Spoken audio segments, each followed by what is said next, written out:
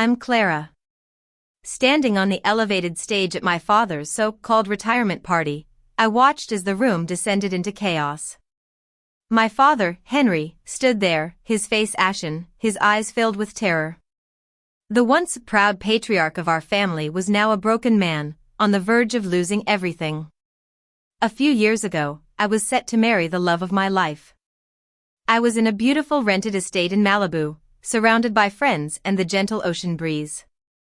I was filled with hope and excitement for my future. But then, my phone buzzed. It was a text from Henry. He demanded that I include my stepmother, Vivian's, 3 children in my bridal party. When I refused, he sent a cruel message, cutting me off and canceling the $50,000 catering check he'd promised. Henry had always been a controlling man. He came from a wealthy family in San Francisco, and he used his money as a weapon. He drained my college trust fund to buy a luxury car for Vivian's eldest son, Jake, last year. When I confronted him, he gaslit me, saying I was ungrateful. But I wasn't the weak girl he thought I was. I'd built a successful career as a venture capital executive in Los Angeles over the past decade.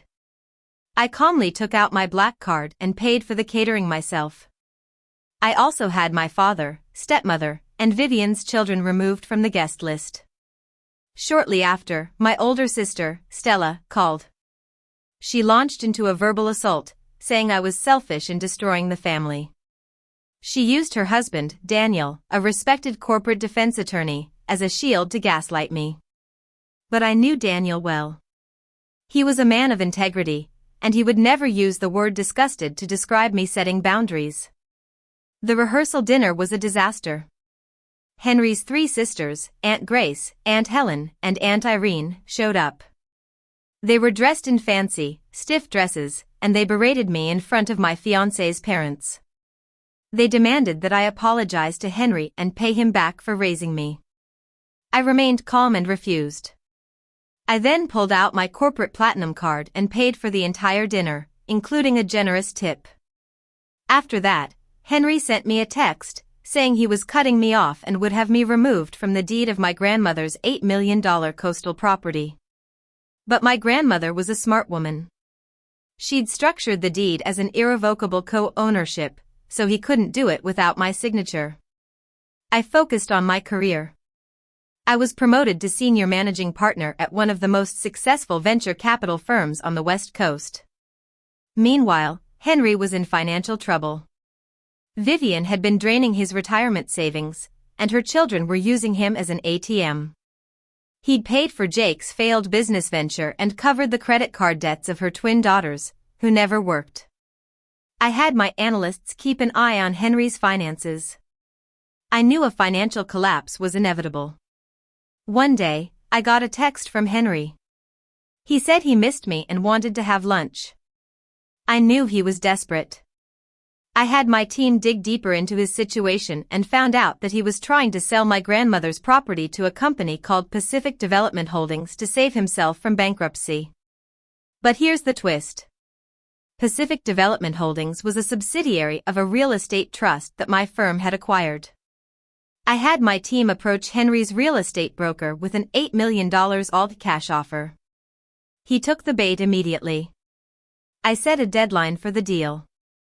I knew he'd bring Vivian and Stella to my office to try and manipulate me. When they arrived, they put on a show. Vivian tried to embrace me, but I avoided her. Henry tried to act authoritative, but I saw through his facade. He showed me the contract for selling the property and offered me a 5% cut, $400,000, as a generous wedding gift. I was disgusted. Stella threatened to sue me for elder abuse, but I knew it was a baseless threat. As I was looking at the contract, I noticed something. There were my forged initials on the escrow authorization form. Henry had accepted a $1 million deposit from Pacific Development Holdings and forged my signature to unlock the escrow account. He'd committed federal wire fraud. I pretended to be hesitant, saying I needed 48 hours to have my lawyers review the contract. I knew he was hosting a big retirement party at a country club, and I told him I'd bring the signed deed there. On the night of the party, I arrived with my 2 senior corporate litigators. The party was a display of false wealth, funded by the stolen $1 million.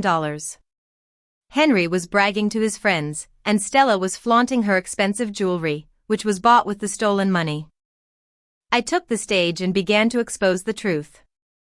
I told everyone about the irrevocable co-ownership of the property, Henry's fraud, and Vivian's plan to run away with her personal trainer, Ryan, using the stolen money. I also exposed Stella's mortgage fraud on Daniel's house to bail out Henry's failing business. The room was in shock. Henry tried to defend himself, but it was too late. I pulled out the contract and let it fall to the floor. Instead of my signature, it had the words "Not Family" written in bold red ink. The authorities arrived, and Henry and Vivian were arrested. Stella was left alone, abandoned by Daniel. The once powerful Reed family empire had crumbled.